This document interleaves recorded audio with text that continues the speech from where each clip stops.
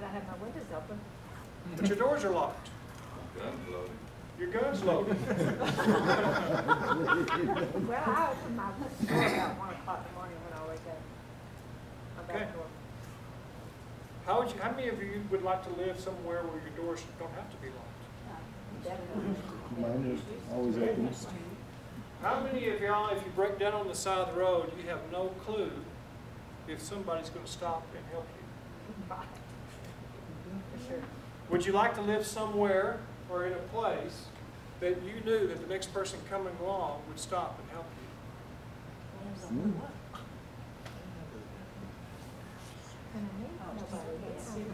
Would you like to, how many of you are afraid that if you were in a car wreck or you accidentally hurt somebody, they might have an attorney and come sue you and make false claims against you? How many of you would like to live in a place where the courts are just and true? Hallelujah. Where is this land of which you speak? It's east of here. Right. It's east of here. Let me ask you this. How many of y'all want to live under the law? How many of y'all want to live free of the law? Under. I'm not under the law. Under. It's freedom. I want to live under the law. Because the law, the land I just described to you is living the Torah of the Father. It is a law of it is a free place where everyone loves his neighbor and loves his Father. If I am not living under the law, then I am living in a world as today. I have to sleep with my doors locked, my gun loaded, and fear for my life at all times. Have you ever thought about it? Because his Torah is one thing.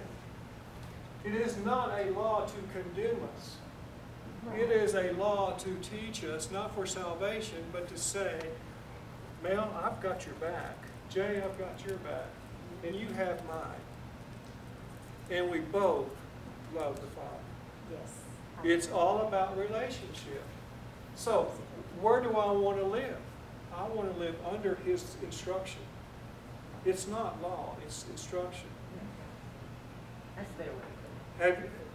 It never really dawned on me. So the next time somebody says, I don't want to live under that law. Well, we're not living under the law today. You sleep with your doors locked, your guns loaded, and you're sitting there, you turn the TV on, and you say, how can this world be so corrupt? It's because we're not living under his instruction. If we want this world to be healed, if we want this world to come back, because he says he's going to draw us back, and we're going to get into that. And what are we going to live under? His instructions. His instructions are awesome. Yes. If you want to live in his house, you have to live by his house rules. Yeah. Instead of living under the law, can we live with it? Can that be Live through it. true? Live by it. Or you can live in Bible. What have we been taught? And I'm not condemning anyone. We've been taught that it's bad. Because there are curses. But all I wanted to say is, and y'all just told me, y'all want to live in a place like that, right? Well, in order to live in a place like that, we have to follow instructions. I want to live in a place where I go to the Walmart parking lot, I don't have to pick up 10 carts and take them back to the deal because everybody's so selfish and lazy that they leave them everywhere. That's not Torah living. That's definitely not loving your neighbor as It's yourself. not loving your neighbor as yourself. If I throw trash out my window, is that loving my neighbor? No. No, because as a kid, I used to have to walk up and down the highway and pick up all that trash in front of my uncle's land because he had cattle who died because they would inhale plastic. So, who's guilty? The person who threw out the plastic bag just killed my uncle's calf. Did they know they killed my uncle's calf? No, but because they didn't care and really didn't even think about it. So, Torah living is this. Everything I do should be lifting someone up. And him up. If I think about my actions, if anything I do during the day would cause someone a burden, that is breaking Torah. So that's simple. Is that pretty simple? God said, Jesus said, it's so simple a child could understand. So am I lifting you up? Or am I causing you a burden? Which one is it? That's how simple the law is. So if you want to get in an argument with anybody, you're wasting your breath. So all I'm saying is lift them up, praise them, and bless them. Do not argue with people. Okay, so let's get into today's Torah message. And first thing that came to my mind is poor Moses. Yeah. Poor Moses. Because why? He just spent 40 years of his life in the desert with a bunch of rednecks. Oh, I'm sorry, stiff necks. Same thing. Same thing? I'm pretty stiff-necked myself. I'm sure, you know. And then God says, you're going to die today. On his birthday. On his birthday, yeah. That's what's supposed. And he says, yeah, it is his birthday because it did make that clear. And he goes, you're going to die today, but these people you've been leading, it ain't going to be long, and they're just all over the place, and I'm going to hate them, and I'm going to send them out of the land because they have disobeyed me. So then he gives them this song. Do you know, I didn't know about this song. No, not until about 5 years ago when I started reading the Torah. Nobody ever told me about the Song of Moses or what the Song of Moses meant. But what is the Song of Moses in a nutshell?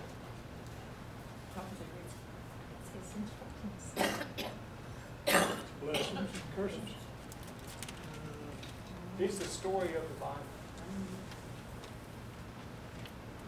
It's the whole story in a nutshell. He talks about people.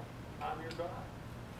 But they get fat, sleep, and reject it. Then he says, but for his name's sake, because of the taunt of the enemy, I'm going to save a few of them. Right? Because I'm not going to let anybody take credit for something that they actually did when I did it. And for my name's sake, I'm going to bring them back. It's grace, grace, and mercy. Mercy, mercy. I can't earn it.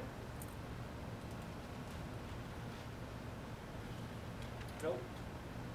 But he can show it. Okay, so did anybody have anything to say about that, or anything to point out, or that kind of caught them in this? When Moses is bringing the people in, you're quiet today. They don't usually talk. So, Deuteronomy 31 through 34:12, the end of the 5 books of the Torah. We've got Deuteronomy 32, which is the Song of Moses, and then if we go into Revelations 15:3, they're singing this song, which is The Song of the Lamb. Song of the Lamb is of Yeshua. The song. But they're also singing the story of the Torah. And Yeshua is their testimony. So they're singing both. Now, if you want the movie, here's your homework. Psalms chapter 90, If you want the movie. all the way to chapter 118. Same song, the entire movie. This is what you will see. When you start reading this, you will go, huh, it's the same thing, but in a lot more detail. And that's what we get from that. Okay. Well, I'm going to sit down and start reading my notes here. So let's start dissecting this.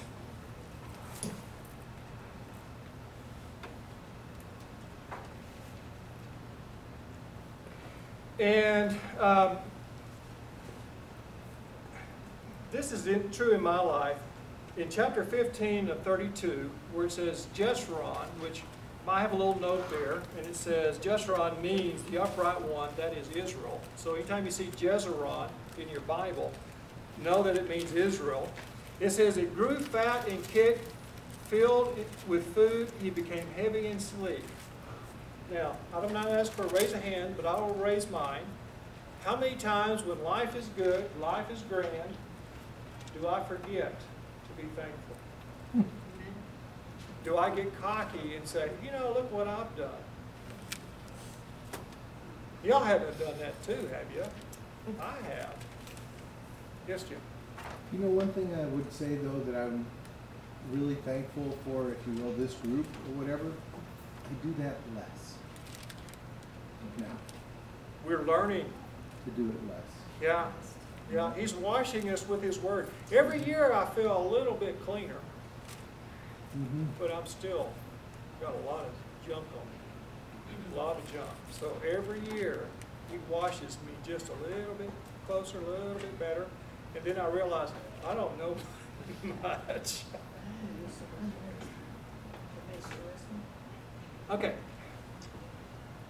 So then we go on down, and he talks about, he saw the Lord, how they rejected Him. They worship gods they had not known. This is verse 17. Gods that recently appeared, and gods your fathers did not fear. I mean, they went off on the deep end. Basically, who do we worship today?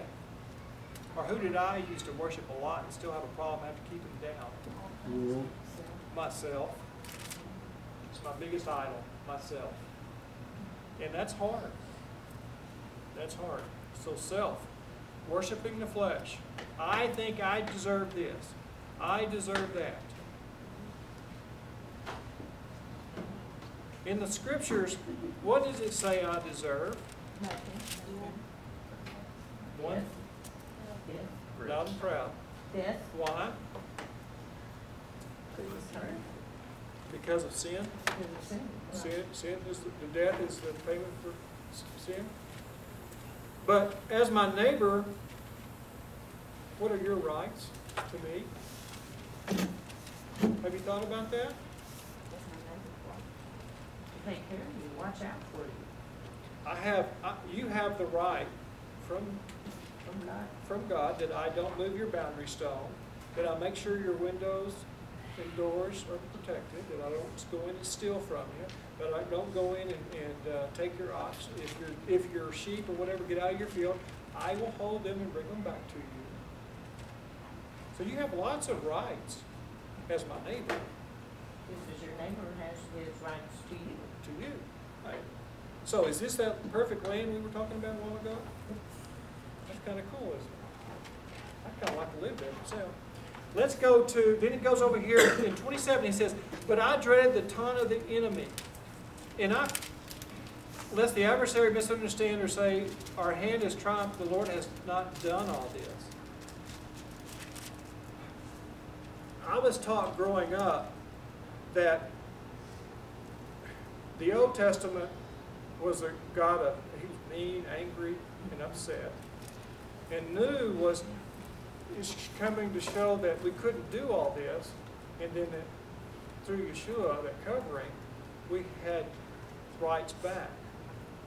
Well, here it says, for His name's sake, He didn't destroy us. That sounds kind of merciful to me. Very merciful.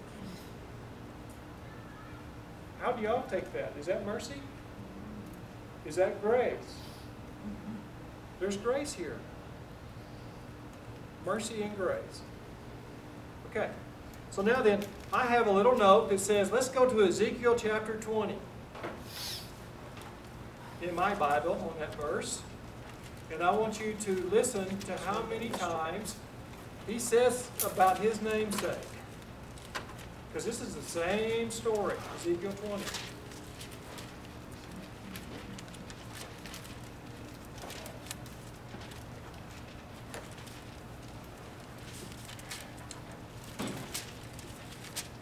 So if y'all hear, y'all count as many times as I say it. I'm going to start at 20. I'm going to read the whole chapter.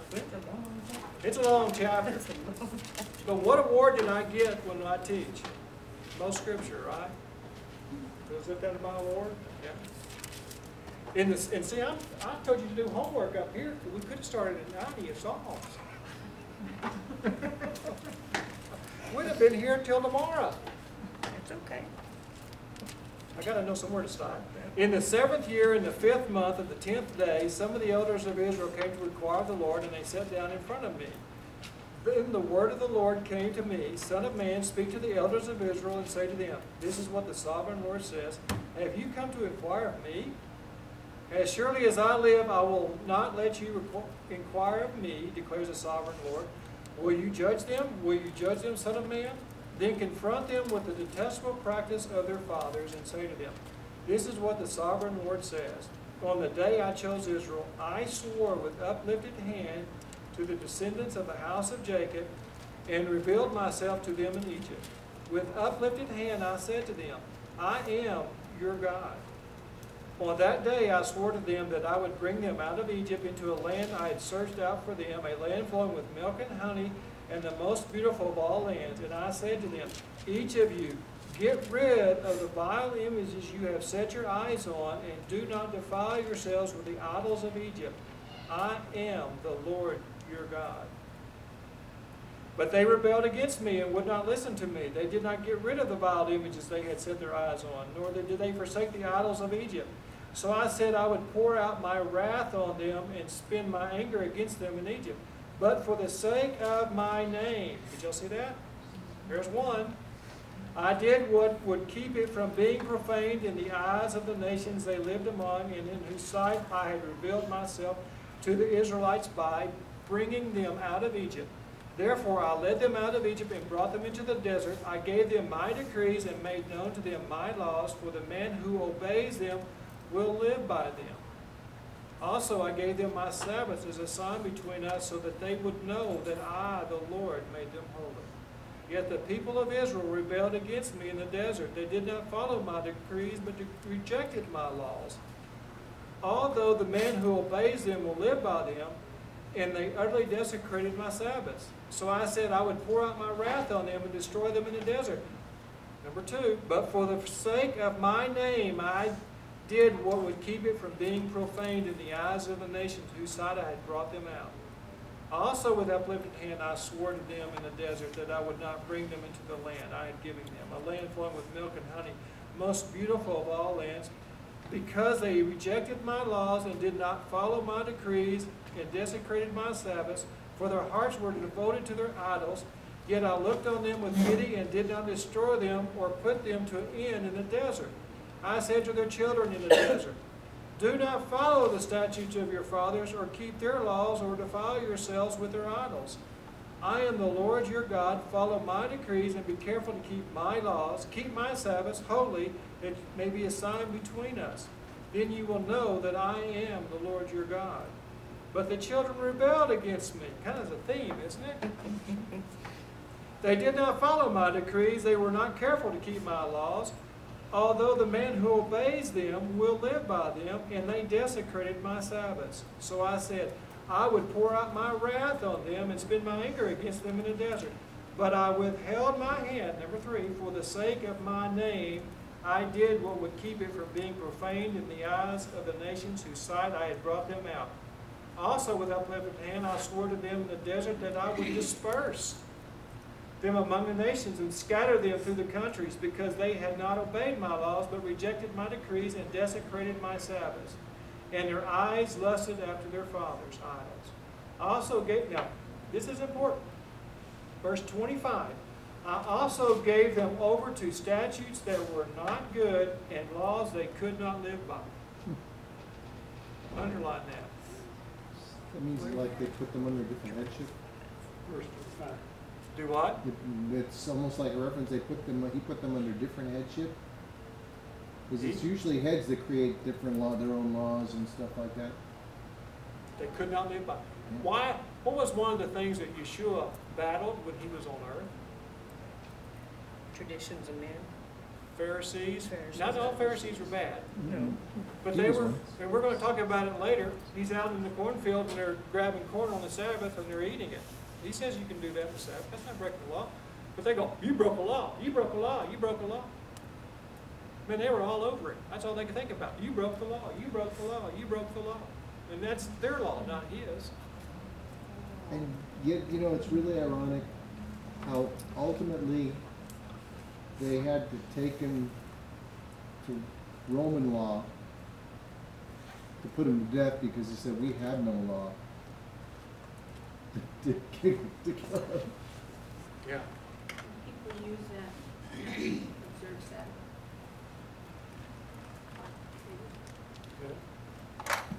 But They were doing good on the Sabbath,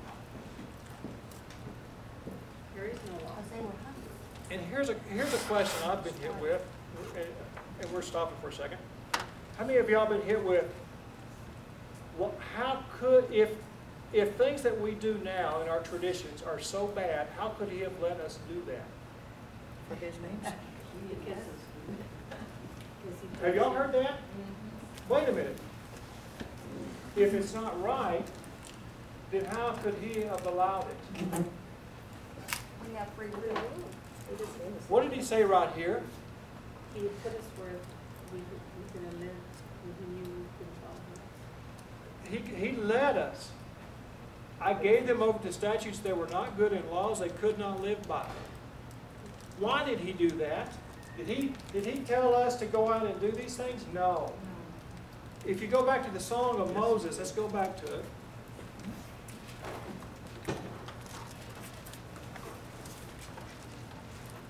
What is that? 32.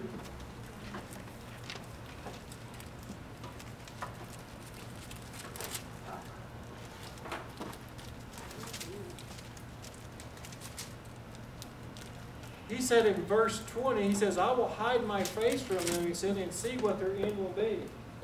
In other words, when we disobeyed the first time, God basically just said, you know, let's go over here. They want to do it their way. Let them do it their way. And he just sat over there with his hands crossed and kept his mouth quiet. Yeah. It's a lot like raising kids when they're growing up. You'll tell them On what the to same do, page, huh? how to do it, and as they become teenagers, then all of a sudden they get a little wiser than you do, and you try to tell them, but then there's a point that you just have to let them see the problem that they're bringing in. Isn't that called the school of hard knocks? I mean, my parents allowed me to go through the school of hard knocks. We do with our families too. We do. We watch So, them, we let them, we love them, but we so does this kind of make sense now? Why is it everything kind of in a mess? Well, didn't we make the mess? determined to do it our own way. What's right there. Right. I think He's also setting an example for us, saying, listen, I don't want you thinking you can change them, because look, I've given them up to, I'm not even going to change them. I'm going to sit back here and let them do what they're going to do. I'm the model for how you should do it. So we should do basically the same thing, in the sense, it doesn't mean you abandon them. He never really abandoned them, but He's hid themselves from Him, and He's not trying to, He can't force, He won't force it. He's going to say, I'll let them figure it out, or let them learn from the school of hard knocks. Here's a something that I thought that came in to me a while back, a couple of weeks ago. And there is a church and denomination on every street corner. Just about. Just about. And it's funny, because what they'll do is and I'm guilty of this, you find one or two verses in here you like, and then you run off with it. That's it. Man, that's the whole Bible. These 3 or 4 verses, that's it. Man, that's good stuff. That's good stuff. I'm not going to learn anymore. That's good stuff. Leave me alone. And then there's a church over here, they got 3 or 4 verses like this. And the picture that came to my mind is God's the herdsman. We're supposed to be sheep, right? Sheep are obedient to the master. Yeah, we're like a bunch of cats. And every time Scripture is like a little bird. A little birdie comes flying over the cats. Well, one cat sees the bird and he goes running off and he creates his own little chasing that bird. And then here's another one goes chase this bird. You can't keep them together. And then if you try to take the bird from the cat, you're going to have Band-Aids all over your body. So religion today is like God trying to herd a bunch of cats. We're all going to die over our doctrine. Isn't sheep the same? Huh? Sheep go every which way. Right, but the shepherd, they don't fight back. They're submissive. They're not cats. Yeah, you can kill any sheep right into The answer to a dog. your 3220 Uh-huh. is Hosea 6, Okay, 32:20 of Deuteronomy. Deuteronomy. Okay, read that. You brought it, you gotta read it. Hosea chapter 6. Well, read Deuteronomy. Deuteronomy 20 says, Then he said, I will hide my face from them. I will see what their end shall be. For they are perverse generation, sons in whom is no faithfulness. Hosea 6, just 11 verses. Come and let us return to the Lord, for he has torn, and he will heal us. He has smitten, and he will bind us up. After 2 days will he revive us. In the third day he will raise us up, and we shall live in his sight. Then we shall know, if we follow on to know the Lord, his going forth is prepared as the morning, and he shall come to us as the rain, as the latter and former rain to the earth. This is God speaking. O Ephraim, what shall I do to you? O Judah, what shall I do to you? For your goodness is as morning cloud, and as the early dew, it goes away. Therefore have I hewn them by the prophets, I have slain them by the words of my mouth, and your judgments are as the light that goes forth. For I desired mercy and not sacrifice, and the knowledge of Elohim more than burnt offerings. But they like men have transgressed the covenant, there have they dealt treacherously against me. Gilead is a city of them that work iniquity, and is polluted with blood. And as troops of robbers wait for a man, so the company of priests murdered in the way by consent, for they commit lewdness. I have seen a horrible thing in the house of Israel. There is a whoredom of Ephraim. Israel is defiled. Also, O Judah, he has set a harvest for you when I restored the fortunes of my people. Right. So they return. They will return. You know, after 2 days, I believe we're in that third day. And I'm going to skip down to 20 verse 30, which goes along with what you were reading. And this is what I want you to think of. Apply this toward yourself, okay? Because, number one, let's acknowledge where we're living now. Where are we living now? Exile. Exile. Mitzvah.